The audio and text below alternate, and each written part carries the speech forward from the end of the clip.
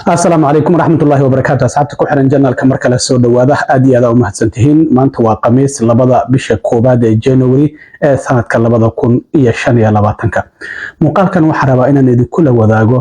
faahfaahinna dheeraad ah oo ka soo baxay labadii weerar ee ka kala dhacday New Orleans iyo waliba Las Vegas oo labaduba gaari loo adeegsaday labadubana ay adeegsadeen laba nin oo ciidamada midna ka tirsanaan jiray midna uuba wali ka tirsanaa FBI-da oo faahfaahin ka bixisay weerarka New Orleans iyo sidoo kale booliska oo iyaguna faahfaahin ka bixiyay weerarkii gaariga loo adeegsaday Tesla ee lagu hor qarxiyay hotelka Trump uu ku leeyahay magaalada Las Vegas. Labadan weerar maxaa xiriir ah oo ka dhaxeeya maxay isaga yihiin oo iska leeyihiin arrimahaas oo idil ayaan rabaa inaan idin la wadaago. Balse marka hore aan ku hormaro midkii ka dhacay magaalada New Orleans ee gobolka Louisiana ayna habeen hore xilli waliba aroortii ahayd ninka fuliyay magaciisa waxaa lagu sheegay Shamsuddin Jabbar oo 42 jir ah ciidamadana horey uga tirsanaa ninkan waxaa la leeyahay waxa uu ka soo dagaalamay Afghanistan February bishii labaad sanadkii 2009 ilaa iyo January sanadkii 2010 ninkan laba mar ayaa horey oo xaaskiisa u furay sidoo kalena waxa ayna laysin oo lahaa real estate ka dadka guryaha iibiya ayuu ahaa waxa uu ka dhacay sanadkii 2023 ninkan 15 qof ayuu dilay 35 kalena waa uu dhaawacay kadib markii gaari ayna F1 oo Ford ah uu dad u dabaaldegay sanadka cusub uu jeersiyay kadibna qori uu la soo baxo xabadeeyay isagana isla goobtii ay boolisku ay ku dileen markii ay risaasay ninkan horey wax dambiya ma lahaa ninkan sanadkii 2002 ayaa dambi yar oo mistirmiina oo xatooyaan lagu helay dambigiisa ayuu qirtay probation ayaana lagu xukumay 2005 waxaa la arkay laysankiisa oo la xanibay isagoo gaari ku kaxeynaya maxkamadda markii uu tagay no contest ayuu yiri waxaana sidoo kalena lagu xukumay inuu bixiyo $100 oo ganaaxa marka dambigiisa horey dambiyada uu galay intaasi oo kaliya ayaa la soo helay haddaba FBI-du maxay ka yiraahdeen baaritaankooda ilaa iyo hadda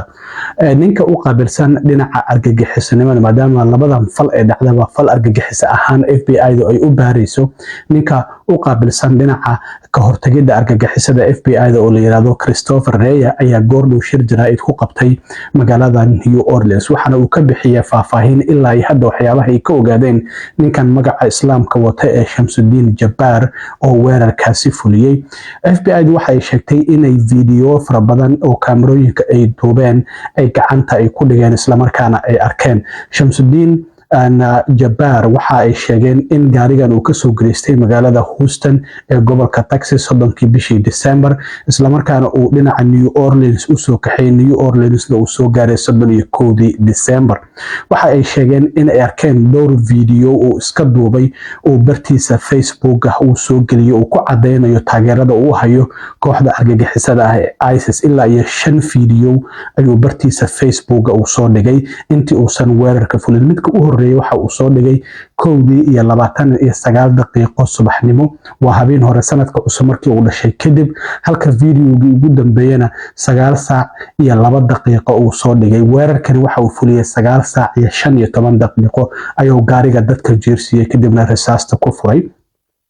marka videoyaashaas waxa ay sheegeen in uu ku cadeynayo markii hore inuu qorsheeyay in uu qoyskiisa iyo saaxiibadiis uu waxyeeleeyo laakiin waxa uu sheegay inuu ka walaacsanaa in warbaahintu ay diiradda aysan saari doonin ayuu yiri farqiga u dhaxeeya dadka wax aaminsan iyo dadka aan wax aaminsanayn waa sida videogiisa uu ku leeyahay oo FBI-du ay sheegeen waxa sidoo kale uu ku sheegayaa videoyaashiisa ninkaasi Shamsuddin Jabbar in uu ku biiray ISIS xilligii samarka ee la soo dhaafay kuleelaha sanadkii la soo dhaafay waxaana sidoo kalena uu la sheegay in uu qoray dardaaran uu qoray in la helay ilaa hadda lama cadeynin waxyaabaha ku qoran sidoo kale FBI-du waxay sheegeen in guri Airbnb ah ee abkan guryaha laga kireysto in ay baaritaan ay ku sameeyeen oo ay u maleynayaan in Shamsuddin Jabbar kaligiis uusan weerarkan fulin oo dad kale ay ku lug lahaayeen gurigaasi ma uusan ka fogeyn meesha weerarka uu ka geystay waxaana laga soo helay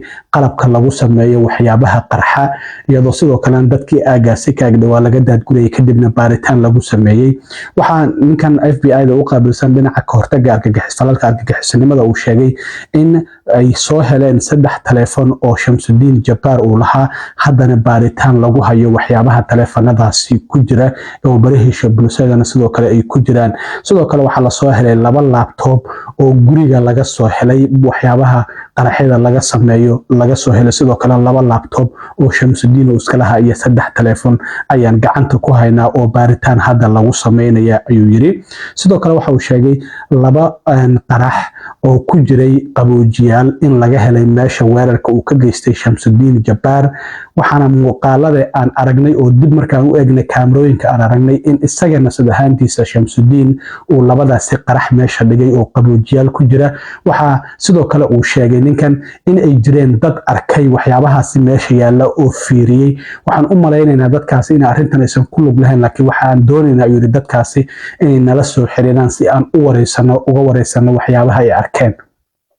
marka 2daasi qarax isagoo meesha dhigayana sidoo kale waa la arkay 2 qarax oo waxayna ahaayeen haddii ay qarxaan waxyeello geysan karo. markii dambena kooxda bamka ku takhasusta ayaa furfurtay oo sidoo kalena meesha ka qaaday. marka ilaa ay hadda sidaasi ayay FBI-du ku warbixiyeen. xeerlaaliyaha gobolka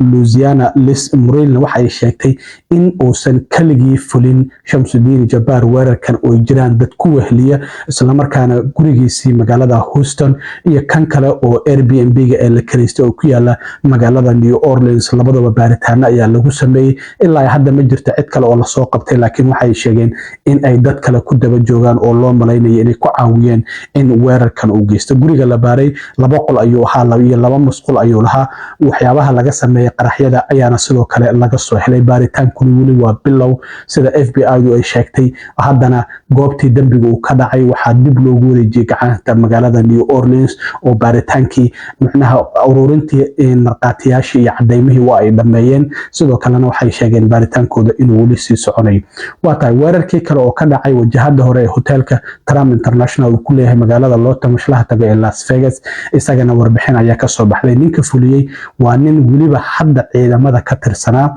magaciisana ninkaasi waxaa la yiraahdaa Matthew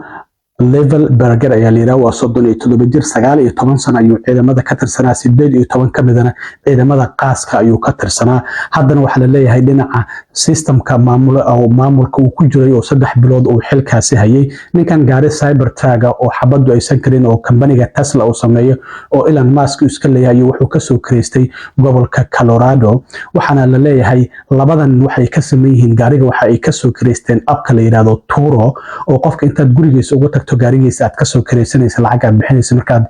howlahada ka dhamaysatana aad ku celinayso. waxyaabaha ay ka sameeyeen waxa kamid ah in abkaasi ay ka soo wada kireysteen, in howlgalka gaari ay ku fuliyeen, in labaduba ciidamada ay ka tirsanaayeen, midna hore uga tirsanaa midna uu weli ka tirsanaa. isla markaana ninkan waa cadaan hadda oo gaariga ku hor qarxiyay hoteelka Trump International uu ku leeyahay magaalada Las Vegas. waxay boolisku xaqiijiyeen ninkan in gaariga uu magaalada Las Vegas uu soo galay 7:30 daqiiqo oo subaxnimo. isla markaana qaraxu wuxuu dhahay 1 saac iyo 10 daqiiqo kadib 8:40 daqiiqo. hoteelka markii uu soo hor istaagay gaarigan 15 second oo kaliya ayuu taagnaa marka uu qarxay. markii hore waxa ay dad goobjoogayaal ay sheegeen inay qiic arkeen gaariga ka soo baxaya, kadibna gaarigu uu bilaabay inuu qarxo. gaarigu noocan ayuu noqday. waxyaabaha laga helay waxa kamid ah sidoo kale fireworks inay ku jireen iyo qaraxyo fara badan qaybta gadaale ee gaariga ee qaybta beedka la yiraahdo sariirta oo qofka xitaa uu seexan karo in waxyaabahaasi qarxa laga soo buuxiyay. gaariga soo holcayo waa kan isagoo sidaan noqdayna waxyaabihii qarxa qaybtii dambe sidoo kalena markii ay qaraxday sidaan waxyaabahaasi ayaa sidoo kale lagu arkay. marka sidaas ay hadda ninkaas inuu yahay isaguna waa nin cadaan ah oo ciidamada hadda ka tirsanaayo weli xitaa aan ka ritaay groobin walow ninkan Shamsuddin Jabbar horay ciidamada uga fariistay. ninka iskale kambaniga Tesla Elon Musk ayaa bartiisa X waxa uu ku soo qoray in dhammaanba dadka ayna kooxda in Tesla ay baarayaan arrintan oo aysan weligood arrintan oo kale aysan horey u arkin waxyaabaha ka soo baxana waa idila soo socodsiin doonaa ayadin boolisku waxay sheegeen in kambaniga Tesla uu la wadaagay informationka gaarigan halkii laga soo jaajgaray maadaama gaari Tesla uu yahay battery ku shaqeeyo oo shidaal aan lagu shubaynin xogtiisa inay la wadaageen meelihii uu soo maray laga soo jaajgareeyay sidoo kale ninkana gurigii uu ku lahaa Colorado baaritaan ayaa isagana lagu sameeyay wax la leeyahay dhowr address oo kala duwan ayaa magaciisa uu ku qornaa dhammaan baaritaan ayaa lagu sameeyay marka hadda booliska iyo FBI-du waxay leeyihiin ma jiraan wax cadeyn oo hadda labada nin inay is ogaayeen oo weerarkan ay si wada jir ay iskula socdeen ama xiriir uu ka dhaxeeyay laakiin baaritaanku waa uu socdaa ay leeyihiin waan ogaan doonaa waxyaabaha dheeriga oo ka soo baxa sidaas ayaa FBI-da iyo booliskuba ay leeyihiin wixii warbixinaya ka soo kordhana sidoo kale haddii aan leedin waa idila soo socodsiin doonaa aad iyo aad u mahadsantiin asxaabta intaan mar kale kulmi doono waa saaxiibkan cilmi waro idin la sida iyo nabadgelyo